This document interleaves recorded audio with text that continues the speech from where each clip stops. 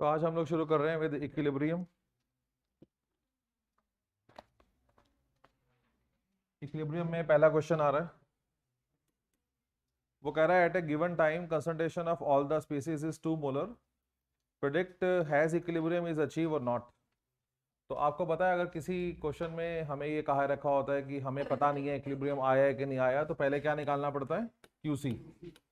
QC निकालने का वही फॉर्मूला रहता है जो केसी निकालने का रहता है, which is concentration of product divide by concentration of reactants. बस फर्क ये होता है कि यहाँ जो कंसंट्रेशन होती हैं वो एट ए गिवन टाइम होती है। क्वेश्चन में कह रखा है सभी की कंसंट्रेशन 2 मोलर है।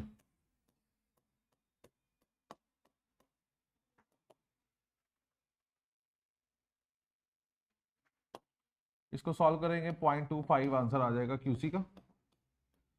अब आप इसे कंपेयर करोगे केसी के साथ। केसी आपको दे रखा है 5 और क्यूसी आ रहा है 0.25। इसका मतलब reaction will go in the forward direction. तो सवाल था has equilibrium be achieved? No, equilibrium not achieved.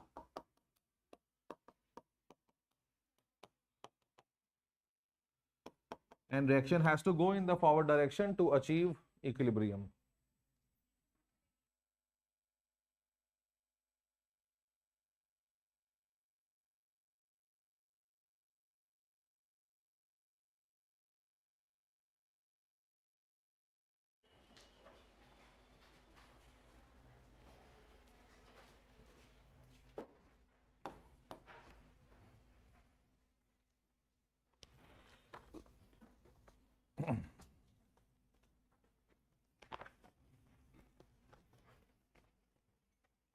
तो एक क्वेश्चन ऑब्वियसली हम लोग क्यूसी का एक्सपेक्ट करते हैं कि फाइनल एग्जाम में आएगा।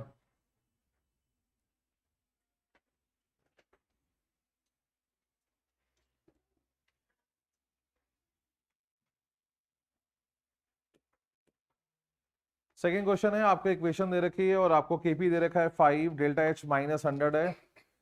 वो कह रहा है अगर कंसंट्रेशन हाइड्रोजन की डबल कर देंगे तो इक्विलिब्रियम कांस्टेंट की वैल्यू पे क्या असर पड़ेगा? जवाब है कोई फर्क नहीं पड़ेगा। आपको याद है कि इक्विलिब्रियम कांस्टेंट की वैल्यू पे सिर्फ एक ही चीज का असर पड़ता है और वो क्या है? टेम्परेचर। टेम्परेचर के अलावा कोई भी और फैक्टर इक्विलिब्रियम की स्टेट, इक्विलिब्रियम की कांस्टेंट की वैल्यू को प्रभावित नहीं करता। सेकंड पार्ट आ रहा है, अगर हम टेम्परेचर इंक्रीज करेंगे तो केसी पे क्या असर पड़ेगा? तो इसका रूल ये था कि अगर रिएक्शन एक्सो हो तो टेम्परेचर बढ़ाने पे इक्विलिब्रियम कांस्टेंट की वैल्यू घटती है, और अगर रिएक्शन एंडो हो, उल्टा कर सकते हैं, तो टेम्परेचर बढ़ाने पे इक्विलिब्रियम कांस्टेंट की वैल्यू बढ़ती है। ये कॉन्सेप्ट है, भूल गए हो तो बस ये कॉन्सेप्ट है। As far as this constant is concern, तो डेल्टा एच नेगेटिव आपको दे रखा है, जिसका मतलब रिएक्शन इज एक्सोथर्मिक। इसीलिए अगर हम टेम्परेचर बढ़ाते हैं तो इक्विलिब्रियम कांस्टेंट की value is going to decrease.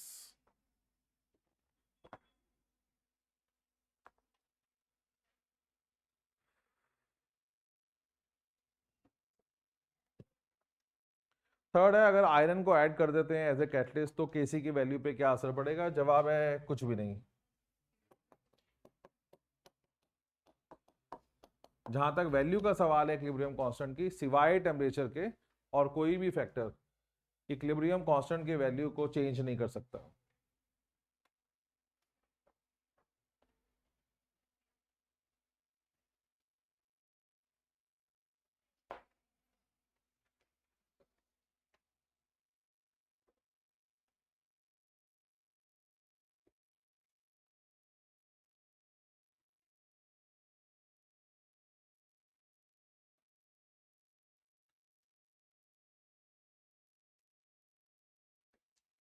Third question आ रहा है, केपी की वैल्यू आपको दे रखी है और यूनिट बार है, केसी की वैल्यू निकालनी है, टेम्परेचर गिवन है। तो क्योंकि मैंने केपी की वैल्यू में बार लिख दिया है तो आपको समझ में आ गया कि आपको क्या करना है। केपी का फॉर्मूला होता है KP is equal to KC R T delta N G. आपको केसी की वैल्यू निकालनी है, which become KP R T minus of delta N G. अब आप केपी की वैल्यू चेक कर सकते हो। केपी की वैल्यू इज 2 10 की पावर 10। आर की वैल्यू आपको लेनी पड़ेगी बार के हिसाब से 0.083 और टेम्परेचर आपको दिया हुआ है 127 डिग्री सेल्सियस, जिसको आप किस में चेंज करोगे, केल्विन में। 273 ऐड करोगे कितना आ जाएगा, अरे कर लो, अबे 400 आएगा 500 आएगा नशेड़ियों, तो 400 आ जाएगा। जहां तक सवाल है डेल्टा एन जी का, चेक करो डेल्टा एन जी कितना है। प्रोडक्ट साइड पे आप देखो 2 मोल ऑफ गैस है और रिएक्टेंट साइड पे 3 मोल ऑफ गैस है। इसकी वैल्यू -1 है, आपके फॉर्मूले में माइनस ऊपर आ गया था तो ये माइनस माइनस प्लस हो जाएगा। बस इसको सॉल्व करेंगे और आंसर आ जाएगा।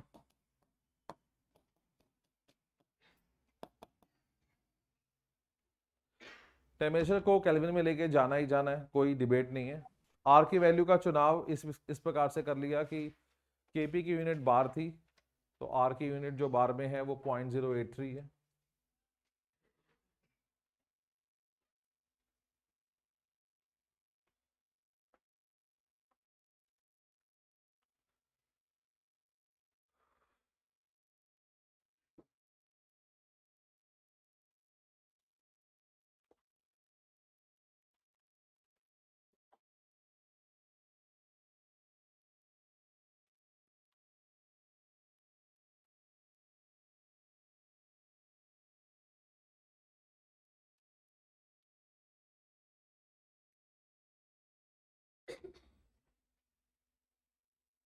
फोर्थ क्वेश्चन आ रहा है, PCl5 टूट के PCl3 और Cl2 बना रहा है।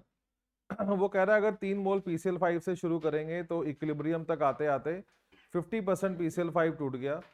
वो कह रहा है बताओ केसी की क्या वैल्यू होगी अगर वॉल्यूम ऑफ कंटेनर 10 लीटर है। तो एक टिपिकल ऑनेस्ट क्वेश्चन जहां पे आपको टेबल बनानी है और काम करना है।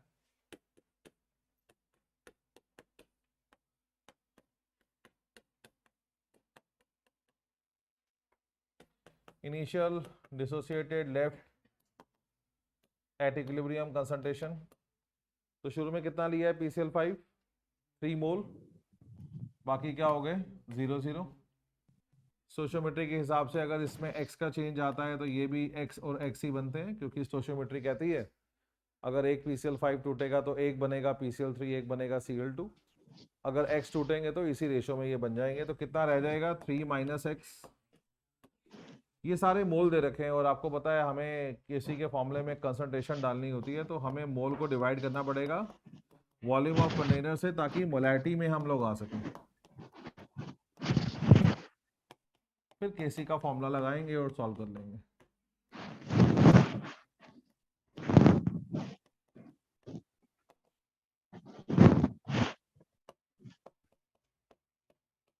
अपना माइक बंद करो जो लाइव बैठा हुआ है।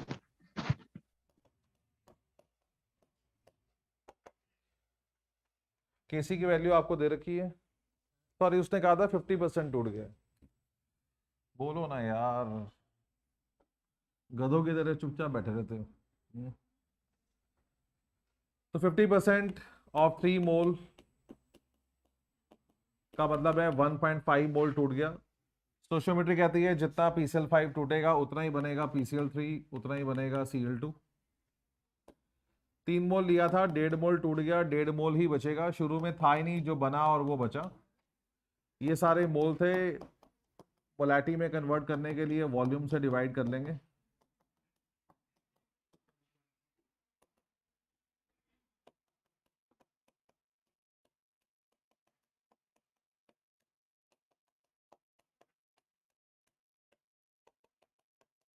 .15 आंसर आ जाएगा।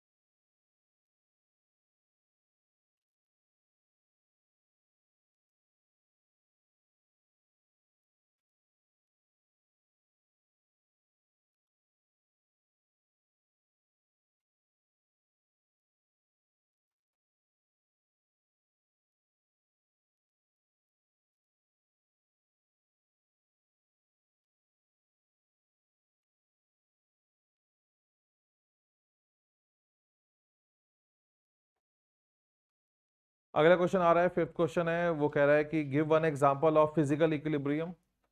तो ऐसे इक्विलिब्रियम रिएक्शन जिनमें सिर्फ फिजिकल स्टेट चेंज होती है, जैसे सॉलिड से लिक्विड, लिक्विड से गैस, गैस से सॉलिड, या सॉलिड का पानी में घुलना। तो ऐसे इक्विलिब्रियम रिएक्शन जिनमें फिजिकल चेंजेस होते हैं उन्हें फिजिकल इक्विलिब्रिया के तौर पे पढ़ा जाता है। तो सबसे आसान एग्जांपल हमेशा मैं आपसे कहता हूं कि जो याद आए वही दो बस। तो जैसे बर्फ पिघल रही है, बर्फ का पिघलना, पानी का उबलना, ये सारे फिजिकल इक्विलिब्रिया में। फिजिकल इक्विलिब्रिया की खासियत क्या होती है, रिएक्टेंट प्रोडक्ट दोनों सेम होते हैं, सिर्फ फिजिकल स्टेट का फर्क होता है। अगला आ रहा है, केसी की वैल्यू 10⁻⁻² है, predict whether the reaction is spontaneous और नॉट, इज स्पॉन्टेनियस और नॉट। तो हमें डेल्टा जी निकालना पड़ेगा। डेल्टा जी का फॉर्मूला होता है -2.303 RT लॉग के, क्योंकि स्पॉन्टेनिटी का संबंध तो डेल्टा जी से आता है। आर की वैल्यू 8.314 है, टेम्परेचर क्वेश्चन में गिवन है 300 केल्विन, और केसी की वैल्यू आपको दे रखी है 10⁻²। वो ठीक है, मैं वैल्यू तो सॉल्व ही नहीं कर रहा। मेन बात है ये -2 नीचे आएगा, log 10 की वैल्यू 1 होती है, माइनस माइनस प्लस हो जाएगा, हमारा आंसर प्लस में आएगा, इसका मतलब reaction is non spontaneous. Other way round, कभी ऑब्जेक्टिव क्वेश्चन हो तो अकल रखो, केसी की वैल्यू 1 से ज्यादा होती है फॉर स्पॉन्टेनियस रिएक्शन, केसी की वैल्यू 1 से कम होती है फॉर नॉन स्पॉन्टेनियस रिएक्शन। आप बिना सॉल्व करे भी बता सकते थे ये रिएक्शन नॉन स्पॉन्टेनियस है, क्योंकि केसी की वैल्यू 0.01 दे रखी है आपको, जो 1 से कम है। इस पे 30 सेकेंड और सोच लो, केसी की वैल्यू 1 से कम हो तो स्पॉन्टेनियस, 1 से ज्यादा हो तो स्पॉन्टेनियस, 1 से कम हो तो नॉन स्पॉन्टेनियस। उससे भी आप कर सकते हो ऑब्जेक्टिव फॉर्म में। सब्जेक्टिव में फिर हमें डेल्टा जी निकालना चाहिए।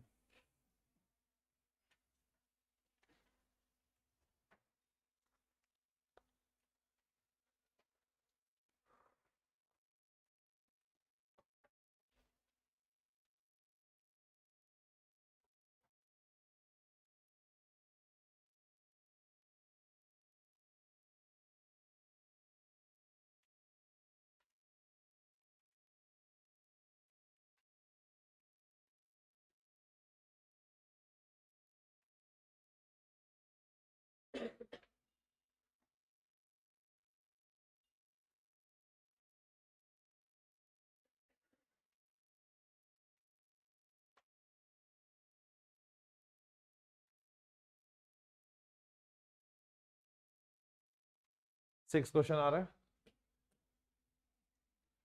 आपको इक्वेशन दे रखी है, डेल्टा एच नेगेटिव है। पहला सवाल है, what will be the direction of the reaction अगर SO2 को बढ़ा देंगे। तो SO2 हमारे रिएक्शन में रिएक्टेंट है, और आपको पता है अगर रिएक्टेंट की मात्रा बढ़ाओ तो reaction goes in the forward direction. B part है, अगर हम टेम्परेचर घटा देंगे तो क्या होगा। आप चेक कर सकते हो, ये रिएक्शन एक्सोथर्मिक है। अगर रिएक्शन एक्सोथर्मिक हो तो टेम्परेचर बढ़ाने पे बैकवर्ड जाता है, या फिर क्या बोले तो टेम्परेचर घटाने पे फॉरवर्ड जाए।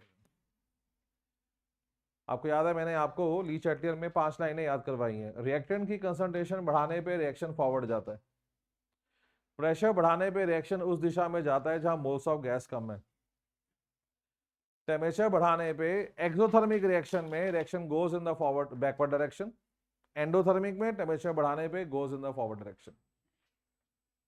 इनर्ट गैस अगर कांस्टेंट वॉल्यूम में डालोगे तो कोई प्रभाव नहीं है, कांस्टेंट प्रेशर में डालोगे तो जहां गैस के मोल ज्यादा है वहां जाएगा। कैटलिस्ट का कोई प्रभाव नहीं पड़ता on the state of equilibrium. C part,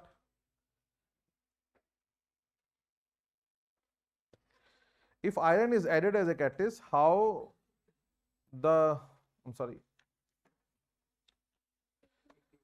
C part आ रहा है, अगर प्रेशर बढ़ा देंगे तो क्या होगा।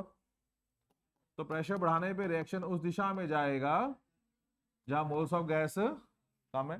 कहां पे कम है चेक करो, आप चेक कर सकते हो। रिएक्टेंट साइड पे 3 मोल ऑफ गैस है, प्रोडक्ट साइड पे 2 मोल ऑफ गैस है। किस तरफ गैस के मोल कम है, ऑन द प्रोडक्ट साइड, इसका मतलब reaction will go in the forward direction. D part आ रहा है, helium is added at constant pressure. Inert gas अगर कांस्टेंट प्रेशर पे ऐड की जाए तो रिएक्शन उस दिशा में जाता है जहां मोल्स ऑफ गैस ज्यादा है। कहां ज्यादा है? ऑन द रिएक्टेंट साइड, तो reaction will go in the backward direction. Reactant side पे 3 मोल ऑफ गैस है, प्रोडक्ट साइड पे 2 मोल ऑफ गैस है।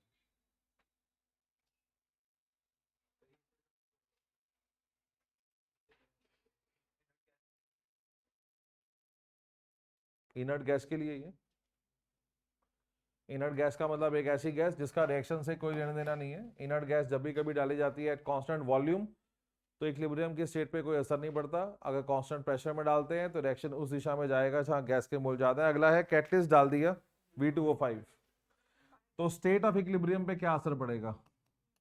No effect on state of equilibrium, but equilibrium state will be achieved early. Catalyst डालने पे equilibrium की स्थिति खराब तो नहीं होती, लेकिन कैटलिस्ट डालने पे इक्विलिब्रियम जल्दी आ जाता है। ये दो बातें अलग अलग हैं। आपको पता है कैटलिस्ट फॉरवर्ड डायरेक्शन की स्पीड को भी बढ़ाता है, कैटलिस्ट बैकवर्ड डायरेक्शन की स्पीड को भी बढ़ाता है, और दोनों को बराबर बढ़ाता है। इसीलिए कैटलिस्ट डालने पे इक्विलिब्रियम की स्टेट पे तो असर आता नहीं है, लेकिन ये बात भी समझने वाली है, कैटलिस्ट डालने पे इक्विलिब्रियम की स्टेट जल्दी आ जाएगी।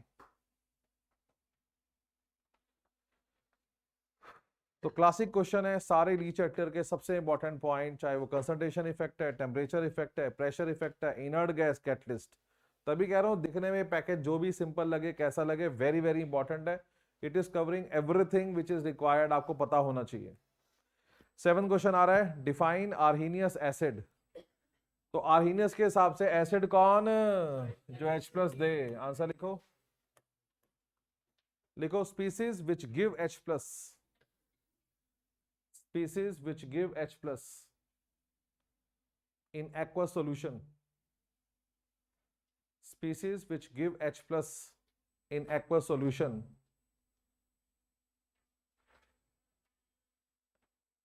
act as acid, act as acid। Arrhenius ने कहा था एसिड कौन? जो H+ दे। बेस कौन? जो OH- दे। एग्जाम्पल लिखो HCl, सबसे छोटा सबसे सिंपल एग्जाम्पल। बिना एग्जाम्पल के डेफिनेशन सूनी लगती है। अगला आ रहा है बी पार्ट, कंजुगेट एसिड बनाओ बाइसल्फेट का। कंजुगेट एसिड बनाने के लिए क्या करते हैं? तभी आपसे कहा था एक चीज याद कर लेना, दोनों याद करोगे मर जाओगे। यही बात सिखाई है OA और RA में, ऑक्सीडाइजिंग एजेंट, रिड्यूसिंग एजेंट। एक कंडीशन याद करो, मिक्स नहीं करते। ली चैटलियर, एक चीज याद करो, 4 चीजें याद नहीं करनी। ये सबको पता है कंजुगेट एसिड, कंजुगेट बेस। आप अपने साथ ही बैठ जाओ, आप जान जाओगे कि हर बार आप उल्टा बोलते हो। तो आप एक ही याद करो, दूसरा मत याद करो। कंजुगेट एसिड कैसे बनाते हैं या तो ये याद करो, या कंजुगेट बेस कैसे बनाते हैं ये याद करो, दोनों मत याद करो। हाँ जी, कैसे बनाते हैं कंजुगेट एसिड? H+ डाल के, एक H+ डालना होगा। एक तो हाइड्रोजन बढ़ जाएगा और एक प्लस चार्ज बढ़ जाएगा। पहले माइनस चार्ज था, माइनस प्लस न्यूट्रल हो जाएगा। कंजुगेट बेस बनाना है अमोनियम आयन का, तो कंजुगेट बेस बनाने के लिए एक H+ निकाल देना होगा। एक H निकालूंगा तो 3 रह जाएंगे, और प्लस चार्ज चला जाएगा तो न्यूट्रल हो जाएगा। डी पार्ट है, identify Lewis acid. Lewis acid कौन होते हैं? जो इलेक्ट्रॉन डेफिशिएंट होते हैं। बोलो कौन है? BF3, क्योंकि इसका इनकम्प्लीट ऑक्टेट है।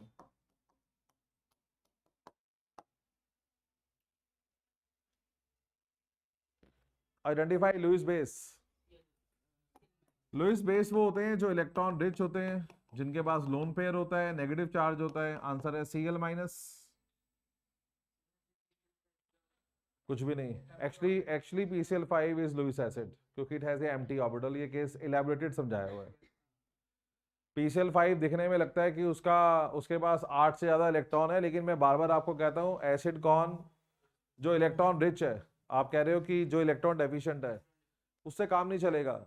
अगर लुईस एसिड बनना है तो भीख मांगनी पड़ेगी, अगर लुईस बेस बनना है तो आपको किसी को इलेक्ट्रॉन देने पड़ेंगे। PCl5 में चाहे 10 इलेक्ट्रॉन दिख रहे हो, देने वाला एक भी नहीं है, हाथी के दांत। PCl5 में फास्फोरस के 5 इलेक्ट्रॉन बॉन्ड बना के बैठे हैं। ऑक्टेट से ज्यादा होने से आप अमीर नहीं बन जाओगे, अमीर तब बनोगे जब आपके पास लोन पेयर हो, तभी कहते हैं लुईस बेस के लिए सबसे बड़ी कंडीशन है लोन पेयर, और लुईस एसिड के लिए जो राइट कंडीशन है वो है एम्प्टी ऑर्बिटल। BF3 इसलिए लुईस एसिड है क्योंकि बोरोन का एक ऑर्बिटल खाली है, इसके पास डब्बा खाली है, ये भीख ले सकता है। अगला आ रहा है जी F part, Y water is amphoteric. बोलो जी। प्रोटॉन ले भी सकता है और दे भी सकता है। It can act as acid as well as base. लिखो जी, it can act as acid as well as base. It can act as acid as well as base. Hence it is amphoteric. Proton ले भी सकता है और दे भी सकता है। अगला है write auto ionisation of sulphuric acid. बड़ी मजेदार बात है, केमिस्ट्री क्या होता है कि घूम के सर्कल बना के वापस आती है। ओपा की रिकॉर्डिंग डाल दी गई है, आप जरूर ओपा देखो जो पेंडिंग आखिरी के थे, बड़े उस पर एक असाइनमेंट था, बड़ा काम का असाइनमेंट था। तो आप याद करो सल्फोनेशन। सल्फोनेशन का पहला स्टेप क्या था? Formation of electrophile. मैंने आपसे वहां पे कहा था 2 सल्फ्यूरिक एसिड आते हैं। What is auto ionisation? एक ही लिक्विड होगा, उसी के मॉलिक्यूल आपस में एसिड बेस खेल रहे हैं। ऑटो आयोनाइजेशन क्या होता है? एक ही कंपाउंड के दोनों molecule, one will act as acid, other will act as base. ये काम कर रहा है एज ए एसिड। एसिड कौन? जो H+ दे, और बेस कौन? जो OH- दे। तो आप ध्यान से देखो, यहां से क्या निकल गया? OH-, और यहां से क्या निकल गया? H+। H+ OH- combine to form water. देखो, और क्या बन गया? SO3H+, और क्या बन गया? O- SO3H। ये है ऑटो आयोनाइजेशन। उतारो। तो ऑटो आयोनाइजेशन के अंदर one molecule act as acid, other molecule act as base. किसमें? पानी तो फिर है ही मशहूर। ऑटो आयोनाइजेशन सबसे पहले हम पानी के लिए तो बढ़ाते हैं। पानी के 2 मॉलिक्यूल कैसे करते हैं ऑटो आयोनाइजेशन? एक H+ देगा और दूसरा H+ लेगा। पानी का भी लिखना है, आप लिख सकते हो।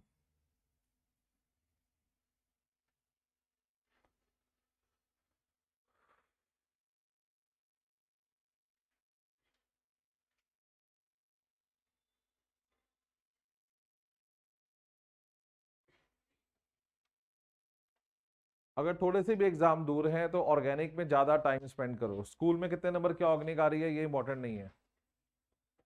आपका ऑर्गेनिक में सहजता लाना बहुत जरूरी है अगर 12th में कामयाब होना है तो। अगर समय है तो ओपा जरूर करो, समय नहीं है फिर तो अपने पेपर की तैयारी करो, NCERT क्वेश्चनों पे फोकस पूरा रखो। लेकिन समय है तो ओपा से बढ़िया कोई चीज नहीं है। 8th क्वेश्चन आ रहा है, डिफाइन pH। देखो जी, pH is defined as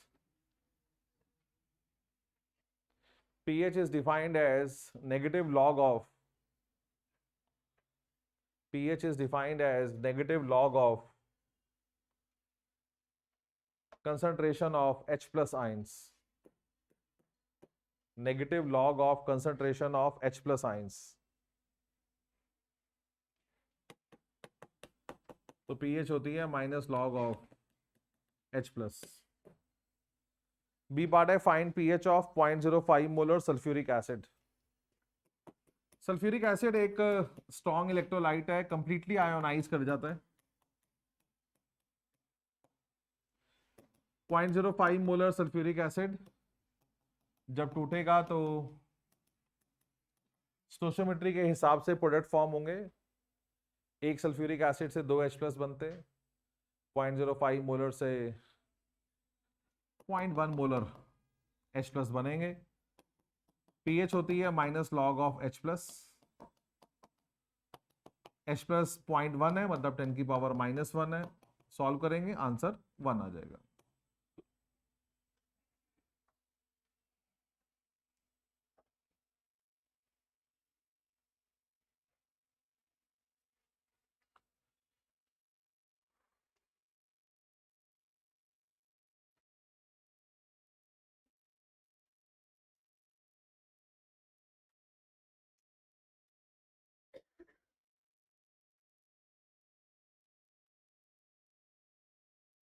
C part है, क्या पीएच 0 हो सकती है, क्या पीएच नेगेटिव हो सकती है, क्या पीएच 14 हो सकती है? एक्चुअली जवाब है हाँ, सब कुछ हो सकता है, लेकिन उसका कोई मीनिंग नहीं है।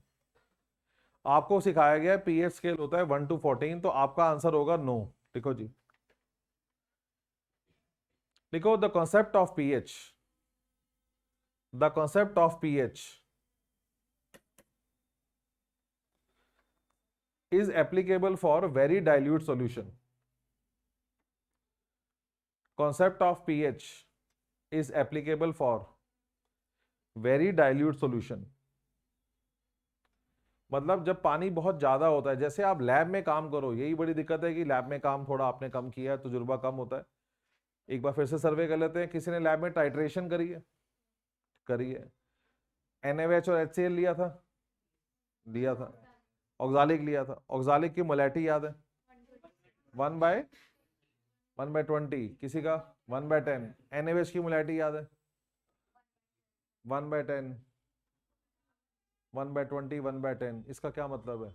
मोलैरिटी कितनी है? 1/10। मतलब हम आपको 1 मोलर सोल्यूशन कभी नहीं देते। हम आपको टाइट्रेशन में 5 मोलर सोल्यूशन नहीं देते। हम आपको टाइट्रेशन में 10 मोलर सोल्यूशन, हम क्या देते हैं? 1/10, 1/20 मोलर। कई स्कूलों में 1/100 मोलर दिया जाता है। इसकी गहराई को समझो। आपको लैब में काम करने के लिए डाइल्यूट सॉल्यूशन दिए जाते हैं जिनमें पानी ज्यादा। 1 मोलर भी नहीं देते कभी। 5 मोलर, 10 मोलर क्यों नहीं देते? क्योंकि वो कंसंट्रेटेड सॉल्यूशन है, आपके हाथ में गिर जाएंगे तो हाथ जल जाएगा, डैमेज हो जाएगा। सल्फ्यूरिक एसिड 5 मोलर अगर हाथ पे गिर जाए तो हाथ बिना शादी के पीले हो जाएंगे, पानी निकल जाएगा, बर्निंग इफेक्ट आ जाएगा। उसी प्रकार NaOH है, उसी प्रकार बाकी एसिड बेसिस हैं। हम आपको डाइल्यूट सॉल्यूशन देते हैं। पीएच का जो स्केल है 1 to 14 जो तुमने सीखा है, वो डाइल्यूट सॉल्यूशन के एप्लीकेबल है। आप बोलो क्या पीएच नेगेटिव हो सकती है? हाँ, दिखा देता हूं, लिखना मत। ये लो, मैंने HCl दिया आपको 10 मोलर, मैं आपसे कहता हूं पीएच निकालो। What is pH? Minus log of H plus. कितने H प्लस है? 10। What is log 10? ये लो, आ गया आंसर माइनस में। मैं आपको HCl देता हूं 1 मोलर, ये लो, बताओ कितना H प्लस है? लॉग 1 इज, पीएच 0 हो सकती है हाँ, माइनस हो सकती है हाँ, 14 से ज्यादा भी ला सकता हूं। NaOH ले लो 10 मोलर। लेकिन उन सब बातों का कोई मीनिंग नहीं है। क्यों? क्योंकि पीएच जो स्केल बनाया गया है वो प्रैक्टिकल पर्पस के लिए है।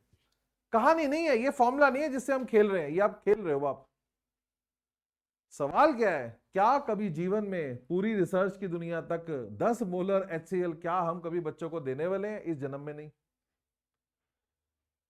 13 मोलर का तो HCl, 11 मोलर का तो कंपनी से आता है, कंपनी बना के बेचती है 11 मोलर। और वो इतना कंसंट्रेटेड होगा, धुएं निकल रहे होते हैं उसमें से, अगर वो हाथ पे गिर जाए आपका हाथ बर्न आउट हो जाएगा। We can not give you such a high concentration acid या बेसिस फॉर एक्सपेरिमेंट्स।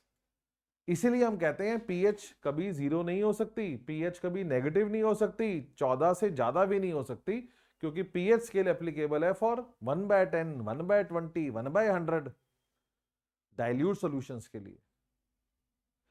तो आपने लिखा हुआ है कि pH scale is applicable for very dilute solution. For them, pH always lie between.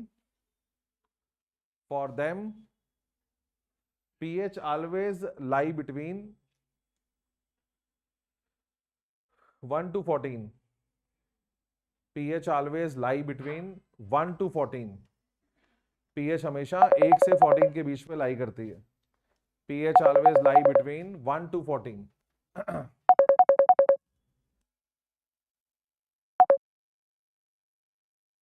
pH always lie between 1 to 14.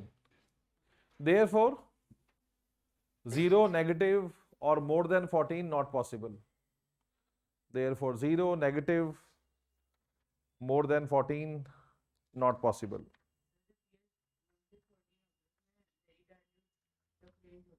हाँ, pH 1 कब आती है? जब H प्लस 10 की पावर -1 हो, मतलब 1/10। तो ये pH स्केल शुरुआत ही डाइल्यूट सॉल्यूशन की, उसके बाद तो और डाइल्यूशन बढ़ती जाएगी।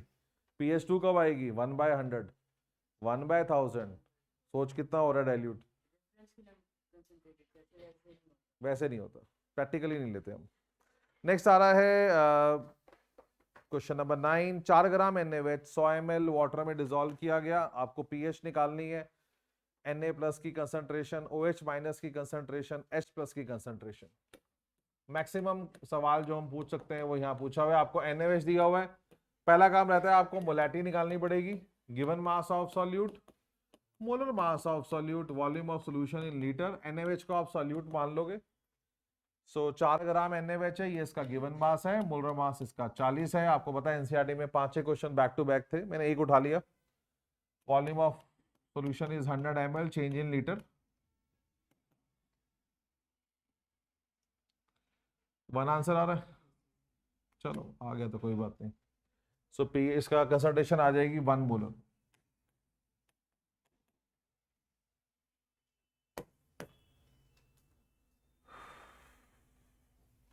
नाउ NaOH टूटेगा, टूट के Na प्लस और OH माइनस बनाएगा। ये स्ट्रॉन्ग इलेक्ट्रोलाइट है। 1 मोलर टूटेगा तो ये बनेगा 1 मोलर, ये भी बनेगा 1 मोलर। आपको Na प्लस आयन की कंसंट्रेशन पूछी थी, वो 1 मोलर आ गई है। आपको OH माइनस आयन की कंसंट्रेशन पूछी थी, वो भी 1 मोलर आ गई है। जब भी कोई बेस होता है तो आपसे कहते हैं कि पहले POH निकालो।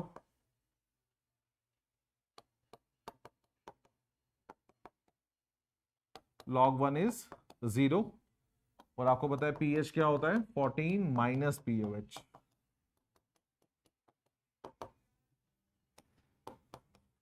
आ जाएगा।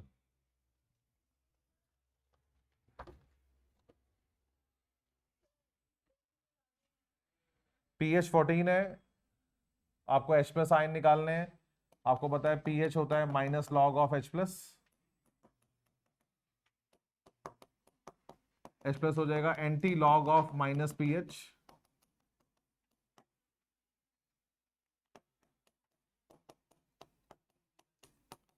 टेन की पावर -14 मोलर। कौन सा एसी बंद है?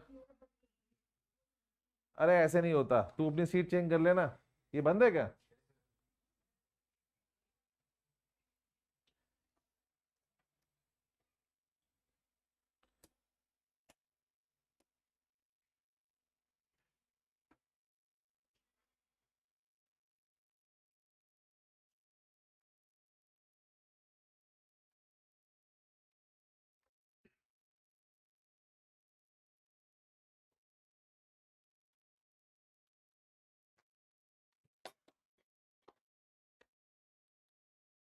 नोट करो जी, सारे सवालों के जवाब दे दिए इसमें।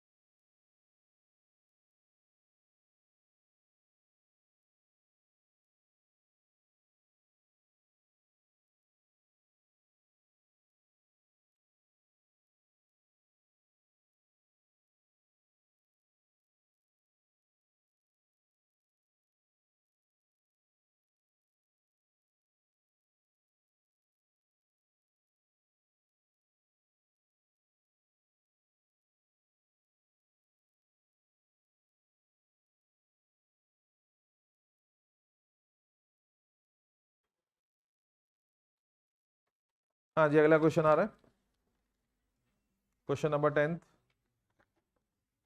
Identify the nature of salt. इसका मतलब है कि सॉल्ट जो है वो एसिडिक होगा, बेसिक होगा या न्यूट्रल होगा। तो इसकी टेक्निक आपको ये बताई गई है कि आप इन सभी सॉल्ट को पानी में डालो। जब पानी में डालते हो तो एक आयनिक रिएक्शन मन में सोचो, पानी पे चार्ज अज्यूम कर लो H+ and OH- and try to complete. बोलो क्या बनेगा? NaOH and HCl। Now NaOH कौन है? Strong base. HCl कौन है? Strong acid. दोनों एक दूसरे को न्यूट्रलाइज कर देंगे, इसलिए तो अल्टीमेटली सॉल्यूशन क्या हो जाएगा? न्यूट्रल। तो ये एक न्यूट्रल सॉल्ट। ऐसे ही NaCN, ये आयनिक जो हम एज्यूम कर रहे हैं, ये केवल रिएक्शन पूरा करने के लिए, समझने के लिए। इससे आपको आसानी होगी जज करने में कि बेस कौन सा बनेगा और एसिड कौन सा बनेगा। NaOH तो स्ट्रॉन्ग बेस है ही, और मैं हमेशा कहता हूं जिस चीज में कार्बन आ गई वो वीक है। तो एक तरफ बन रहा है स्ट्रॉन्ग बेस, दूसरा बन रहा है वीक एसिड, तो ओवरऑल सॉल्यूशन क्या हो जाएगा? बेसिक। इसका मतलब ये बेसिक सॉल्ट है। और सी पार्ट है अमोनियम नाइट्रेट।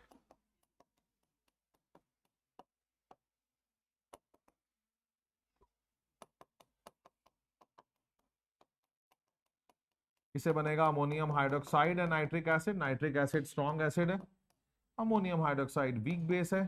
ओवरऑल सॉल्यूशन क्या हो जाएगा? एसिडिक।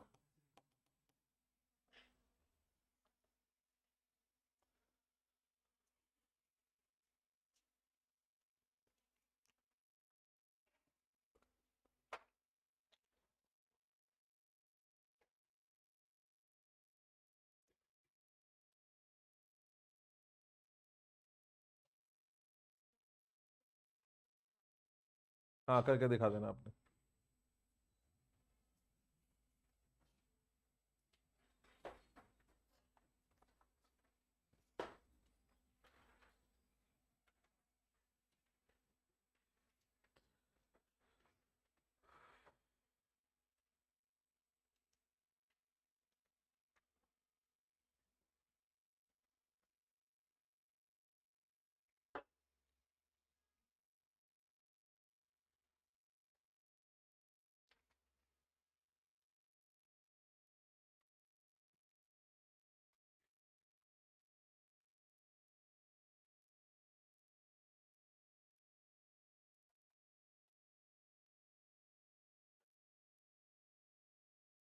इलेवन क्वेश्चन है, what is buffer, what are their types, give example.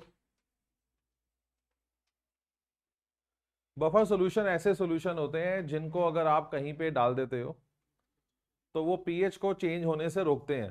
हमारे केमिस्ट्री में कई ऐसे एक्सपेरिमेंट हैं जहां पे हम चाहते हैं कि पीएच चेंज ना हो ड्यूरिंग द एक्सपेरिमेंट, तो बफर रोकते हैं पीएच को चेंज होने से। तो लिखो जी, solutions which prevent change in pH. Solutions which prevent change in pH when small amount of acid.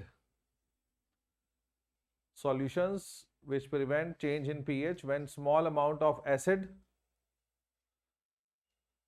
or base, when small amount of acid or base is added in solution, when small amount of acid or base is added in solution is called buffer. Small amount of acid or base is added in solution is called buffer. Types.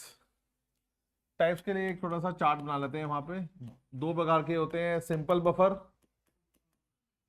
जिसमें single compound buffer का काम करता है, जैसे ammonium acetate,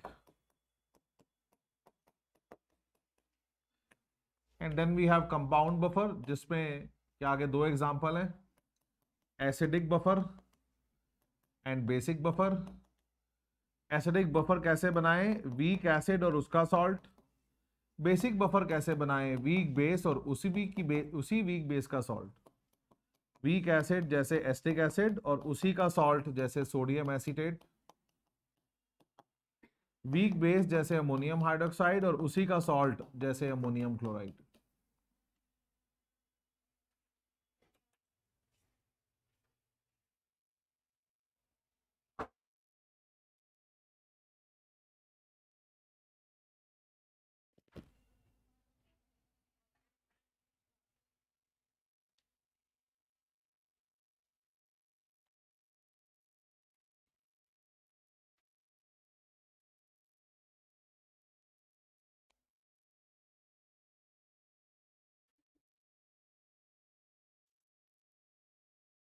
उसी का salt, जो weak base लोगे उसी का salt.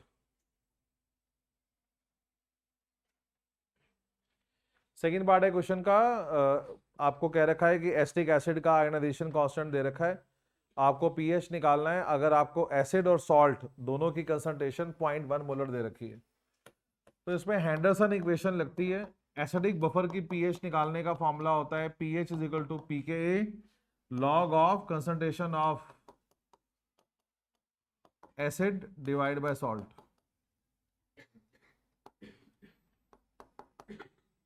Sorry salt divide by acid.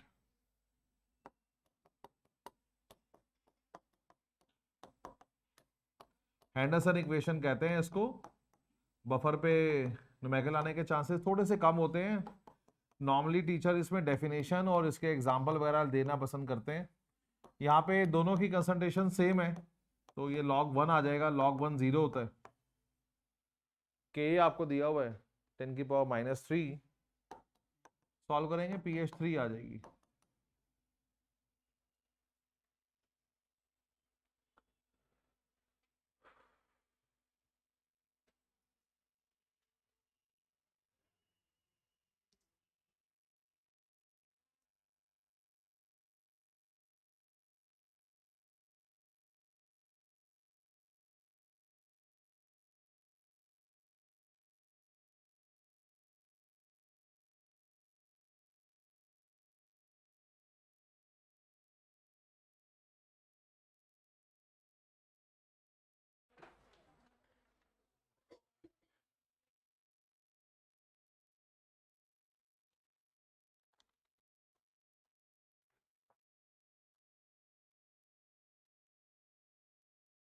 तो जैसे ये एक क्वेश्चन है बफर का, it is covering everything. The most important question जैसे कि बुकर्ट का नाम है MIQ, ये एग्जैक्टली उसको रिप्रेजेंट करता है, बफर की डेफिनेशन, उसके एग्जांपल, उसका एक न्यूमेरिकल। ऐसे ही आगे आ रहा है आपके पास define solubility product, 12th question. देखो जी, it is product of concentration of ions at saturation. It is product of concentration of ions at saturation. Product of concentration of ions at saturation. जो solubility product का concept है वो ऐसे salts के लिए applicable है जो पानी में बहुत कम घुलते हैं। तो जैसे ये हमारा salt होता है और ये बहुत ही कम पानी में घुलता है, और जितना घुलता है तो Ag+ और Cl- बनाता है। KSP क्या है, solubility product क्या है? It is the product of concentration of ions at saturation। जब salt घुलना बंद कर दे, जब कोई salt पानी में घुलना बंद कर दे, उस वक्त सॉल्यूशन में जो भी आयंस हैं उनकी कंसंट्रेशन का product multiple is basically called as solubility product। Question है find KSP of solubility of find KSP अगर solubility of calcium fluoride 5 moles per litre है। तो कैल्शियम फ्लोराइड टूटेगा, कैल्शियम आयन और फ्लोराइड आयन बनाएगा। वो आपसे कह रहा है कैल्शियम फ्लोराइड की solubility कितनी है, 5। इसका मतलब ये 5 मोलर घुलता है। स्टोइचियोमेट्री, जितना कैल्शियम फ्लोराइड घुलेगा उतना ही कैल्शियम आयन बनेगा, जितना कैल्शियम फ्लोराइड घुलेगा उसका डबल फ्लोराइड आयन बनेगा। तो KSP क्या है? KSP है आयंस की मोलैरिटी का प्रोडक्ट। मैं बार बार सिखाता हूं KSP लिखने का वही तरीका है जो इक्विलिब्रियम कांस्टेंट लिखने का है। क्योंकि आपका रिएक्टेंट 100% सॉलिड ही होगा, सॉल्ट लिए जाते हैं जी, वो कभी भी लिखा नहीं जाएगा इक्विलिब्रियम कांस्टेंट के एक्सप्रेशन में, और जो भी आपके आयंस होंगे वो तो हमेशा एक्वस होंगे, क्योंकि पूरा टॉपिक सॉल्युबिलिटी प्रोडक्ट का पानी के हिसाब से ही बनाया हुआ है कि पानी में सॉल्ट घुला। तो कैल्शियम आयन की मोलैरिटी है 5, फ्लोराइड आयन की मोलैरिटी है 10, तो 500 आ जाएगा इसका केएसपी। केएसपी की कोई यूनिट नहीं है, जैसे एनसीईआरटी आपको पता करती है, ना के की यूनिट है, ना केबी की यूनिट है, ना के डब्ल्यू की यूनिट है। आपने देखा है यूनिट लेस चलते हैं हम लोग। इक्विलिब्रियम कांस्टेंट केसी की भी कोई यूनिट नहीं देती, तो एनसीईआरटी एक्चुअली इक्विलिब्रियम कांस्टेंट की यूनिट देती नहीं है। कुछ न्यूमेरिकल में दे दिया केसी, कईयों में नहीं दिया। केपी भी अब मर्जी करती है एनसीईआरटी, कई जगह दे, उल्टा केपी ज्यादा जरूरी यूनिट है, हमेशा सिखाते हैं कि। अगला आ रहा है what is condition of precipitation. तो आपको याद है कोई भी सॉल्ट पीपीटी में कन्वर्ट होना कब शुरू होता है, when ionic product is more than solubility product. जब भी कभी आयनिक प्रोडक्ट की वैल्यू केएसपी से ज्यादा हो। डी पार्ट है what is relationship between Ksp and solubility for mercurous iodide. NCERT question है, याद करो। जब तक आप एनसीईआरटी को फोकस में नहीं करोगे आपकी तैयारी टूटी फूटी है। कितने बच्चों के एग्जाम में पेपर होता है, वो मेरे पास आते हैं, कहते हैं सर जे जे क्वेश्चन का आंसर बता दो जे, और मैं कहता हूँ ये एनसीईआरटी क्वेश्चन है, कहता है तो पता ही नहीं है, मतलब ये बात का एहसास ही नहीं है कि हम एनसीईआरटी क्वेश्चन पूछ रहे हैं। मैं कहता हूं कम से कम मेरे पास आने से पहले एनसीईआरटी खोल लो। क्यों नहीं कर पाते ये आदत डेवलप करो, 12th अच्छी बीतेगी। कोई क्वेश्चन अगर आया लगा नहीं हो रहा, एक बार देखो तो सही क्या हुआ एनसीईआरटी क्वेश्चन, तो तभी तो आपसे कहा था रजिस्टर बनाओ एनसीईआरटी का, बनाया उसी को अगर रिवाइज किया हो। अभी भी देखो हम आपको क्या समझा रहे हैं, अभी 12th वालों को आखिरी विदाई क्लास दी, उन्हें क्या बताया, यही तो बताया कि भाई 3 छुट्टियां हैं, समय नहीं है सांस लेने का। सिर्फ 10 ईयर क्वेश्चन जो हमने पैकेज दिया था, जैसे आपका ये पैकेज है एमआई की, उनका पैकेज है की टू सक्सेस। उन्हें कहा गया सिर्फ की टू सक्सेस का पैकेज पढ़ना है चैप्टर वाइज, और सिर्फ एनसीईआरटी क्वेश्चनों के आंसर पढ़ के जाना है। इसके अंदर टाइम है ही नहीं, 10 चैप्टर है, एक दिन में 3 खत्म करने पड़ेंगे, आसान नहीं है। यही रास्ता है और कोई रास्ता नहीं होता। हाँ जी, सॉल्युबिलिटी, अगर इसकी सॉल्युबिलिटी है एस मोल पर लीटर, बोलो जी इसकी कितनी होगी, एस मोल पर लीटर, इसकी कितनी होगी 2s मोल पर लीटर। केएसपी क्या है, आयंस की मोलैरिटी का प्रोडक्ट। ये क्वेश्चन क्यों खास है, क्योंकि ब्रेक करना आपको आना चाहिए, आपको समझ आना चाहिए कि मर्क्यूरस आयोडाइड को तोड़ते कैसे। बाकी इस क्वेश्चन में ऐसा कुछ खास नहीं है, इस पे जो सॉल्ट चूज किया, और ये एनसीईआरटी क्वेश्चन में दे रखा है सॉल्ट।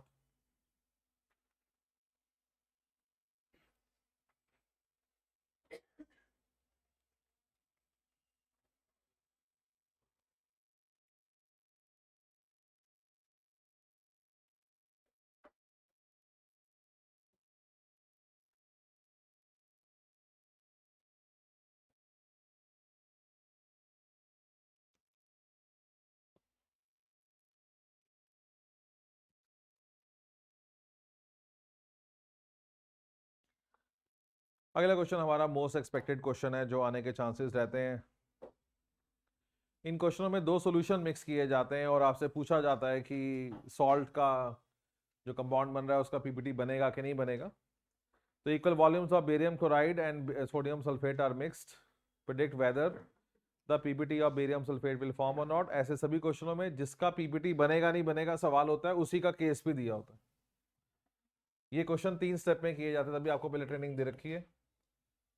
पहला होता है आपको फाइनल मोलैरिटी निकालनी होती है, जो आयंस आपके पीपीटी बनाने में इन्वॉल्व हैं उनकी फाइनल मोलैरिटी। फाइनल के बारे में क्यों बात करते हैं, क्योंकि आप यहाँ पे 2 सॉल्यूशन मिक्स कर रहे हो, वो भी इक्वल वॉल्यूम में, और आपको पता है अगर आप वॉल्यूम डबल करोगे, मिक्सिंग के बाद क्या होता है, वॉल्यूम डबल हो जाता है, वॉल्यूम डबल होगा तो मोलैरिटी हाफ हो जाएगी। तो पहली चीज है, जो भी आपको मोलैरिटी दे रखी है मिक्सिंग के बाद मोलैरिटी हाफ हो जाएगी, because you are mixing 2 solutions.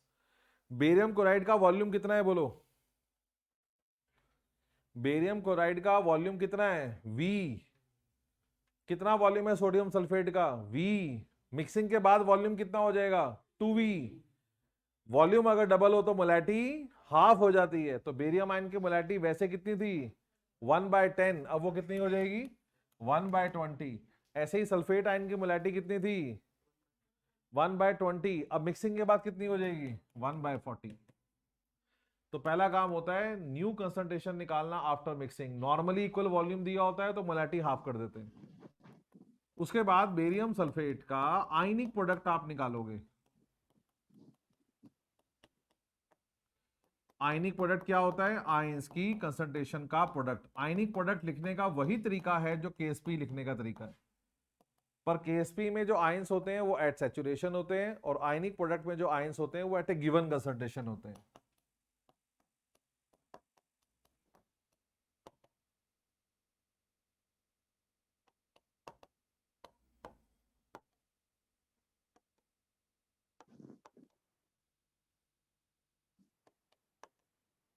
यहां से इसका आयनिक प्रोडक्ट निकल जाएगा। Now you will compare it with Ksp.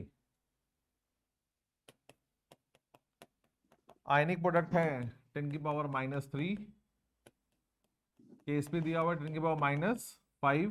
कौन बड़ा है? आयनिक प्रोडक्ट केएसपी से बड़ा है, इसका मतलब precipitation will take place.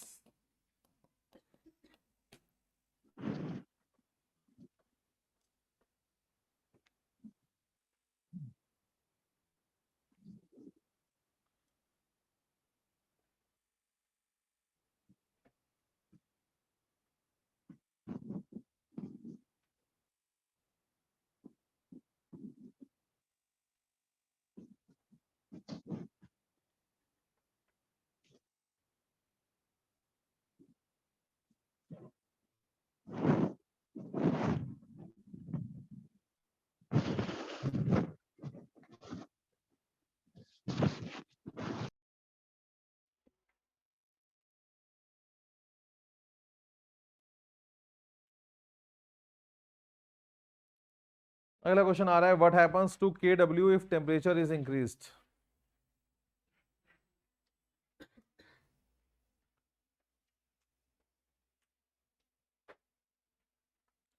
केडब्ल्यू ionic product of water को कहते हैं। नॉर्मली हम इस पे 1 नंबर तक का क्वेश्चन एक्सपेक्ट करते हैं कि आएगा।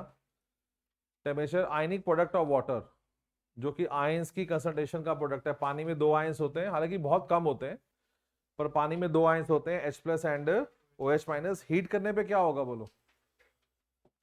पानी ज्यादा आयंस बनाएगा, कम आयंस बनाएगा? पानी ज्यादा टूटेगा, कम टूटेगा आयंस में? हीट करने पे हमेशा ज्यादा चीज टूटती है। आयंस की संख्या बढ़ेगी, आयनिक प्रोडक्ट बढ़ेगा। लिखो जी, लिखो, if temperature increases more water molecule, if temperature increases more water molecules break into ions, more water molecules break into ions, hence ionic product increases, hence ionic product increases।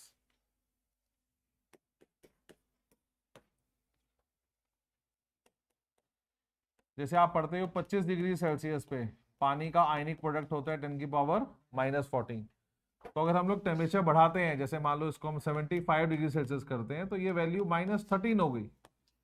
या हम लोग इसको 90 degree करते हैं तो ये वैल्यू 10 की power -12 होगी। तो आप महसूस करो कि आयनिक प्रोडक्ट बढ़ रहा है। लिखो,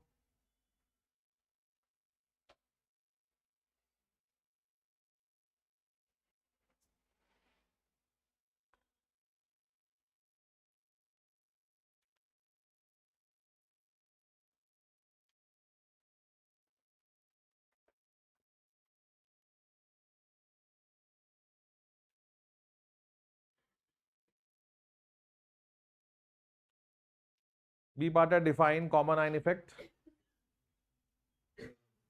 गरीब को और गरीब करना। लिखो, decrease in degree of ionisation, decrease in degree of ionisation of weak electrolyte,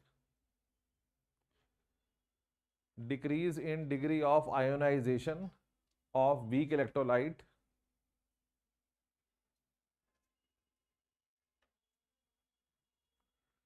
by adding small amount of, by adding small amount of strong electrolyte,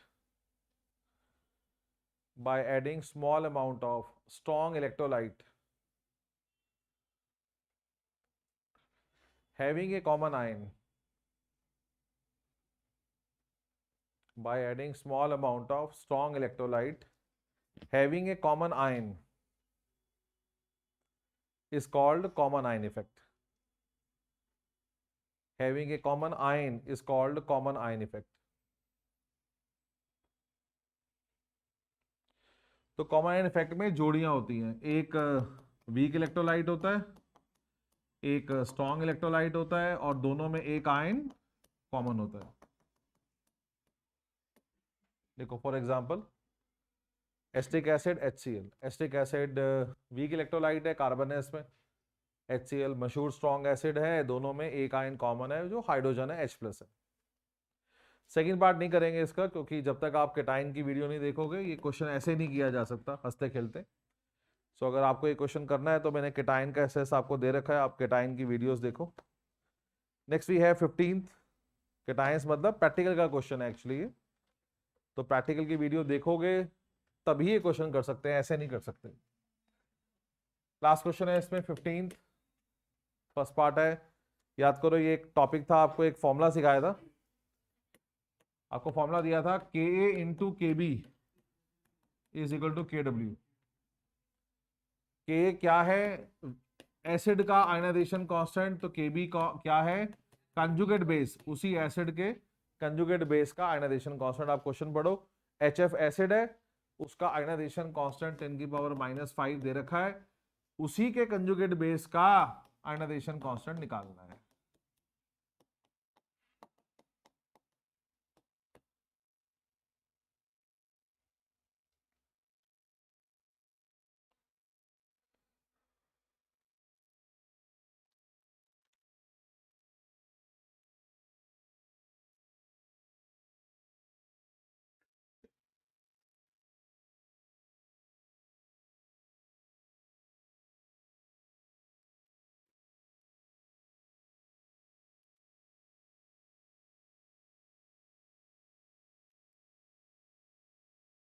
B part आपको याद है, ये एसिड और बेस मिक्स किए जाते हैं और पूछा जाता है कि पीएच कितनी है। ये क्वेश्चन भी स्टेप में करने पड़ते हैं। सबसे पहले आपको मोल्स निकालने पड़ेंगे सल्फ्यूरिक एसिड के। मोल्स निकालने का फॉर्मूला होता है molarity into volume of solution in litre. तो what is molarity of acid? 1/10।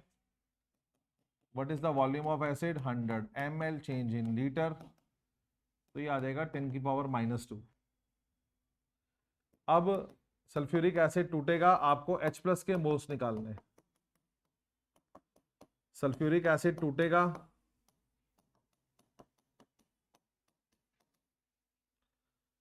तो एक सल्फ्यूरिक एसिड से 2 H+ बनते हैं, तो यहां से H+ के मोल्स आ जाएंगे।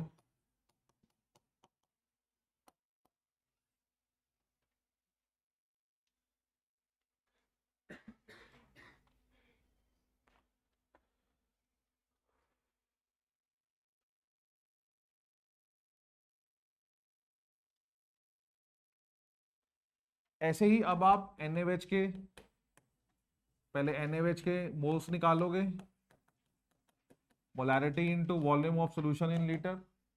आपको मोलैरिटी दे रखी है 1/5 और वॉल्यूम है 100 ml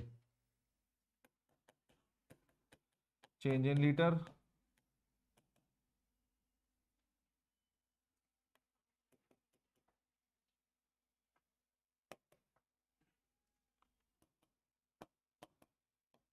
NaOH टूटेगा, अब आप हाइड्रोक्साइड के मोल्स निकालोगे। तो 2-3 क्वेश्चन एनसीईआरटी में इसमें बैक टू बैक कराए थे, जब तक आप वो नहीं करोगे हाथ नहीं बैठेगा।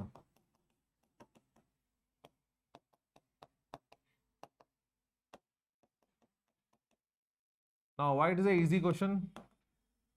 क्योंकि आप देख सकते हो H+ और OH- के मोल्स बराबर आ रहे हैं। जितना H+ है उतना ही OH- है, इसका मतलब H+ OH- को न्यूट्रलाइज कर देगा, और न्यूट्रलाइज होने पे सिर्फ पानी बनेगा, और पानी की pH 7 होती है। इसमें ना एसिड बचेगा आखिरी में, ना बेस बचेगा, एक दूसरे को ये न्यूट्रलाइज कर लेंगे और पानी बन जाएगा।